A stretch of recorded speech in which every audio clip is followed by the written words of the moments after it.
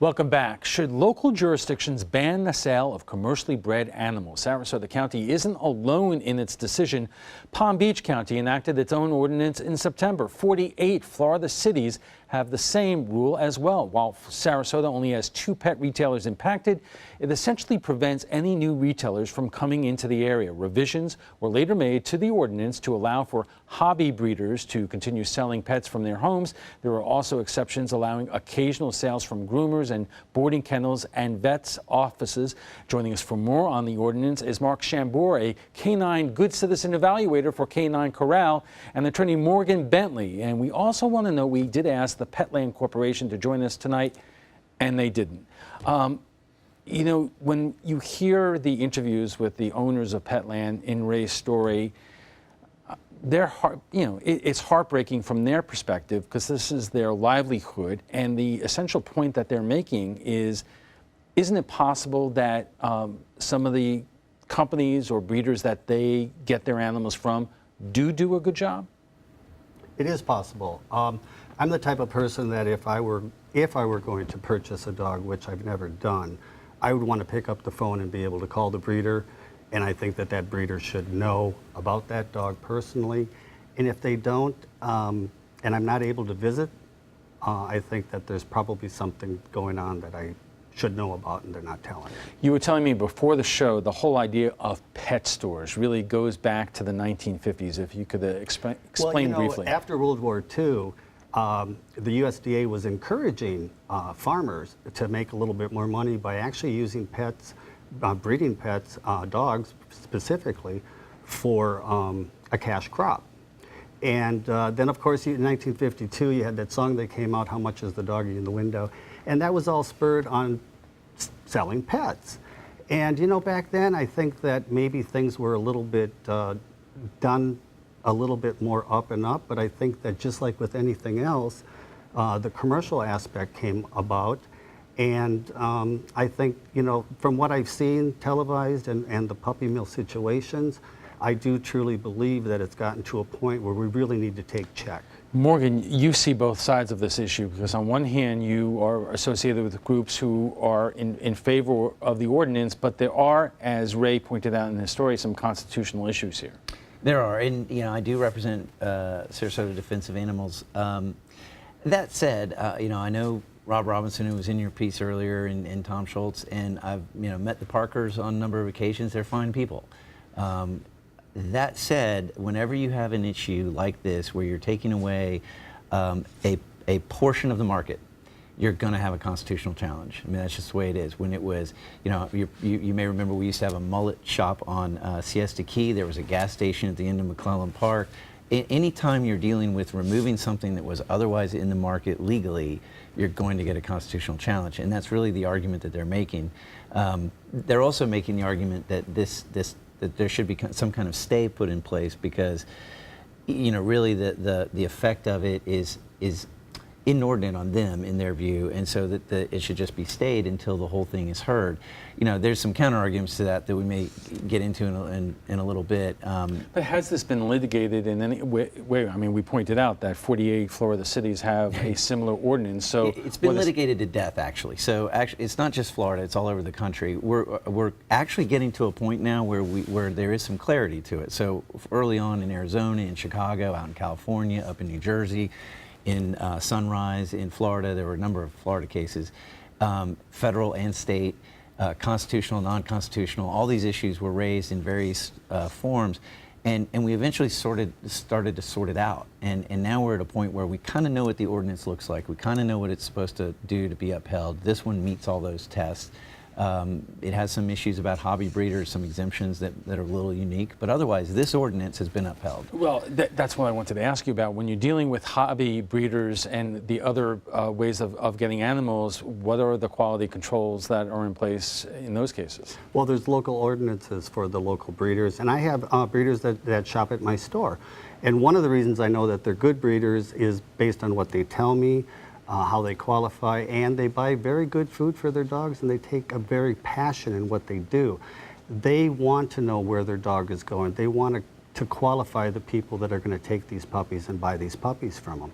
They're very passionate, and just like the people with the activists and the people that are against the sale of pets, you know, for me, it's the bottom line is, how are the pets treated? How are the mothers of all these puppies treated? It all comes to me, it all comes down to the dog. Okay, there is so much more to discuss on this topic, but let's take a quick break. And when we return, we'll let you know if the fog that we have been seeing will continue in our weather forecast, so stay with us.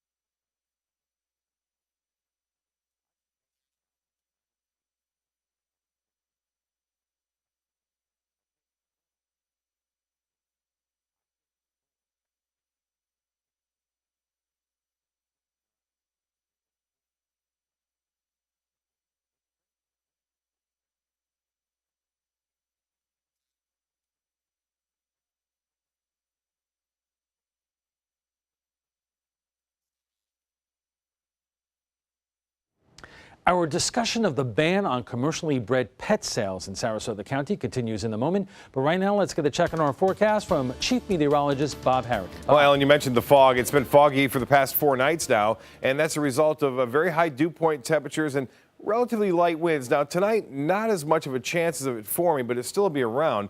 This is from the Van Wezel webcam. Since 7 this morning, get a look at the time lapse. We look out over Sarasota Bay. Yeah, it was thick. We had advisories from the National Weather Service. It went away, it came back, and then right now skies are generally fair, but we are anticipating the possibility of more fog forming later on tonight. It may not be as thick as Ben Cooper got this photo, looking off toward the Ringling Bridge there, and also this one from Parrish, Florida. Paul sending that into pics at mysuncoast.com. Well, besides our fog problem, the cold problem is the big story nationally. We're talking bitterly cold temperatures all throughout the northern Rockies, the Plain States, as well as the upper Mississippi Valley. And now this is shifting eastward as expected. Toronto now at 18, 17 in Detroit, Cleveland at 22 degrees. You factor in the wind, and the wind chill factor is extremely low in places like Minneapolis. It feels like a minus 20 degrees there, minus 8 in Chicago, and minus 1 in Toronto. So again, Boston at 25 degrees. It's expected to move into the Boston area, as well as parts of Connecticut and Rhode Island over the next 24 hours. For us, we have a cold front, but it's not bringing down that Arctic air our way. There's a few showers around near Jacksonville, stretching over toward I-75 and Interstate 10 exchange there. Currently, we have clear skies, 69. The dew point temperature at 65 with south to southwest wind at 3. And as the temperatures continue to fall down into the mid-60s, that's when the fog will form. So a little later tonight than it was last night. The high was above average, 77 degrees. Our normal high this time of year, 73, so well above that.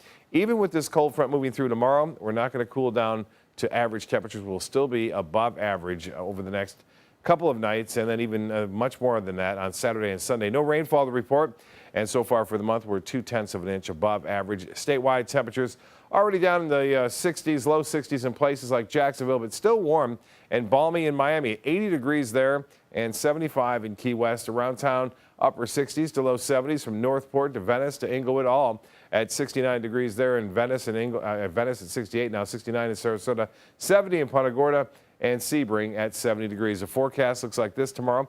More sunshine, not much of a fog problem once the front moves through. And look for temperatures to stay into the mid-70s, so even above average tomorrow, despite the presence of this cooler and drier air. This particular forecast model is showing and suggesting fog rolling in late tonight, tomorrow morning, and then that front moves through, winds switch to the north, and the drier air settles in, which will clear us out and looks like should be rather comfortable as far as temperatures go throughout the day. Well, for boaters, a little bit dicey out there. Winds will switch around to the northwest at 10 to 15 knots. Seas building 3 to 5 feet with a moderate chop. The water temperature now at 71 degrees. UV index at 9. Tides upcoming. High tide 11:41. A low tide will be at 8:18 tomorrow morning. Tonight, a dense fog advisory more than likely will be issued. 65 for a low. And then tomorrow, look for the fog in the morning, just a little bit, and then sunshine throughout the day. High of 78 in the inland areas, mid-70s near the beaches. The extended forecast does call for a slight chance for a shower on Sunday, but not much. The rain chance is increasing just a little bit on Monday. Alan will be right back after this. Stick around.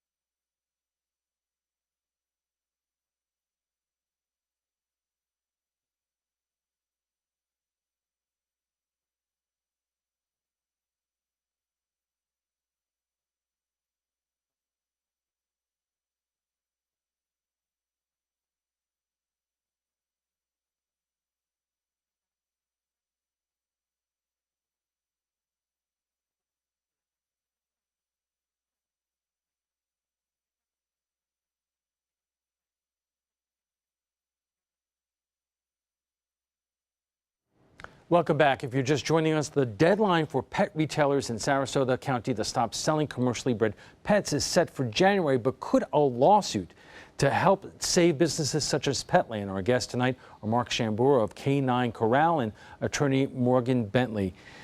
It's a tough subject, Mark, because a lot of people who may be in the market for a new pet this time of year, the idyllic vision is of a puppy coming into the house.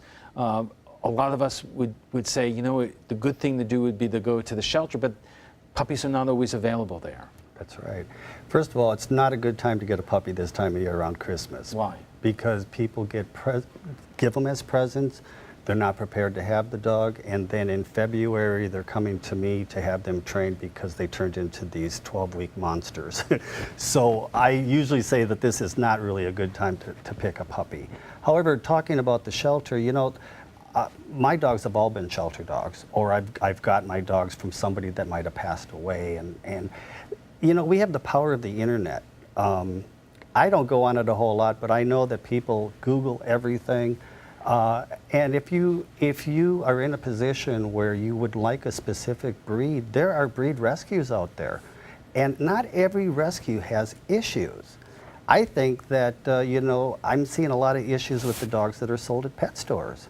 But not every rescue has a problem, a behavior problem, but it's a good excuse for a pet owner to say, oh, he's a rescue, rather than deal with the problem. So, Morgan, you have situations like the Petland Sarasota where those owners basically showed you the video of where they purchased some of their dogs, and it seems like a good place. You've seen the horror stories that have been, you know, out there for years, and you know, I mean, what do you do? Because, you know, those stories about the bad puppy mills are not now done all the time. It's not, you know, something that people always think about and access. Right, that's true, and I want to emphasize, you know, I'm sympathetic to the Parkers, but as in the bigger picture, when you say horrible, the puppy mill stories are horrible. They're not just bad; they're horrible. There are stories of there was a mill in Ohio where the amount of they had a burial spot for the dogs that died in the puppy mill, and it was in the thousands of pounds per month of dead puppies. Now imagine how many puppies it takes to get to 2,000 pounds of dead dog per month.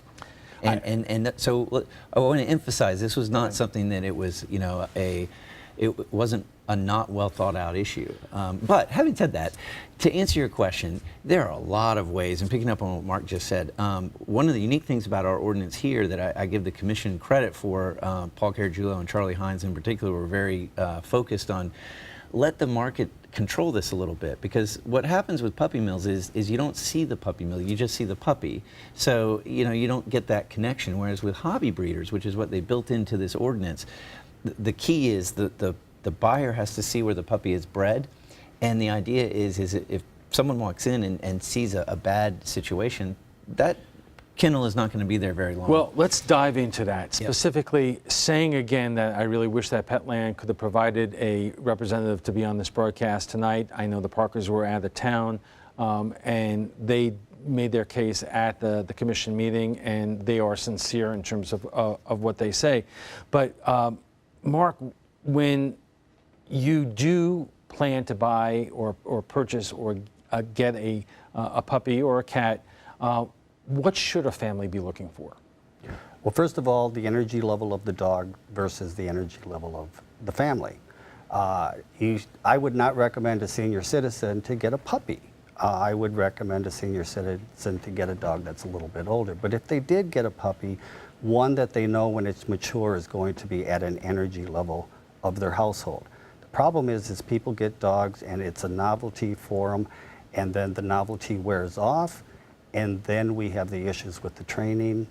They get sent back to the shelter, or they get sent back to a shelter no matter where they come from. The thing with me is that I will train any dog no matter where it came from. And I've seen a lot of different things with store-bought and not store-bought. And aside from the issues that Morgan was talking about, what do you think are the underlying issues involving what are called puppy mills in terms of the length of time the animal is with its mother and the ramifications on behavior? Well, what I see is, first of all, I don't know when they're taken, but they're taken at a very young age. The mother does not have that time to give the puppy that adult correction that it needs.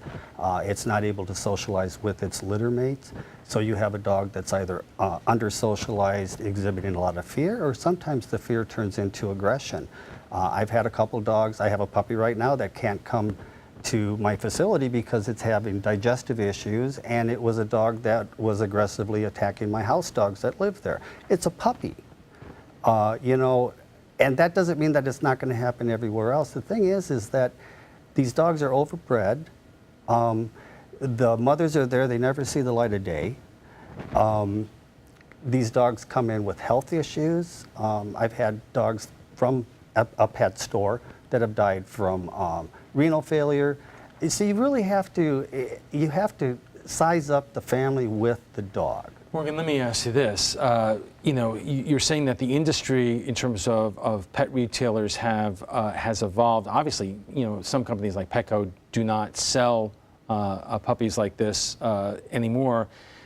Is it your hope that corporations, not the retailers or the franchisees, but the corporations change their business model and be a competitor to Petco, which sells food and supplies and so forth?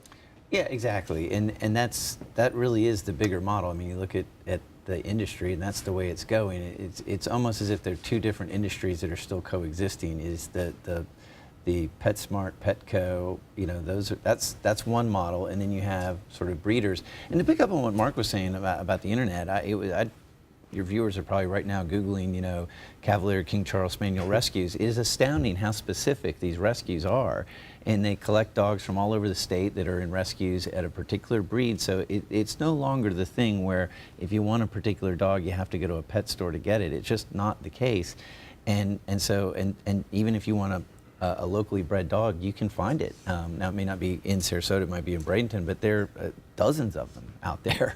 And they're all well maintained, and you can go see the dogs before they're, you know, while the mother is pregnant and even after they're born, and the whole works. So there's really no need for puppy mills anymore. I mean, it's just not, it's an anachronism that doesn't, it's sort of outlived its usefulness. But obviously this is a business that family, that couple is depending upon, and the corporation is still out there, and obviously, despite the fact that some states and some cities are outlawing it, you know, it's a corporation that's still making money. You know, I was grown up, raised in Minnesota, where you had the family farm. And right now, if you go there, you have very small family farms there. The commercial farms have taken over, and they've gotten into big production. So I think what happens is that if it's commercial, you have less ability to control what's going on. We have to take a quick break, but when we return, we will have final thoughts from our guests, so stay with us.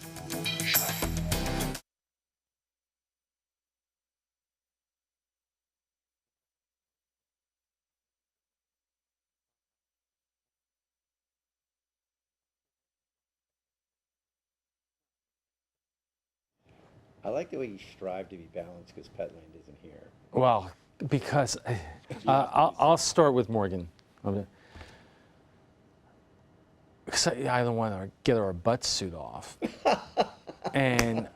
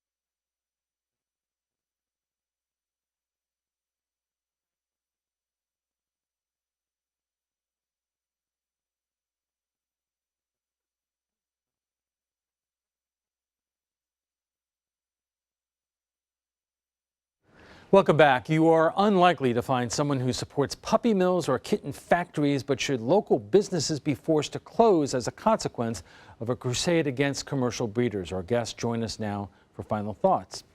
What's the answer? Yes or no? Well, I'll take a stab at it. Unfortunately, that's what it's come to, and it's for your viewers who remember the net ban that went into effect years ago. It's the same kind of thing. You know, so many attempts to regulate, so many attempts to avoid this, so many attempts to kind of everyone to meet in the middle, but it never happened from the industry side. Not the Parkers. I mean, they're nice folks, but the big corporations, the national corporations that are puppy mills, because the Petland is not a puppy mill, it's a retail store. But the puppy mills resisted and resisted and resisted. And so you just get to this polarization point where you know, you have to do what you have to do. And that's what happened with the net ban, and that's what happened with puppy mills. The same thing. Are you aware of any efforts among the puppy mills, for the lack of a better term, to organize and put in standards that would have avoided this from happening? I don't. The thing is that the only way that this is going to get fixed is that the legislation has to monitor these commercial breeding houses. You know, I touched on it before. You know, 50s was a great time, but we smoked. We ate fast food. We learned from that. I think what we need to know, is this something that developed back then? I think we need to learn from the mistakes that we as a people have made.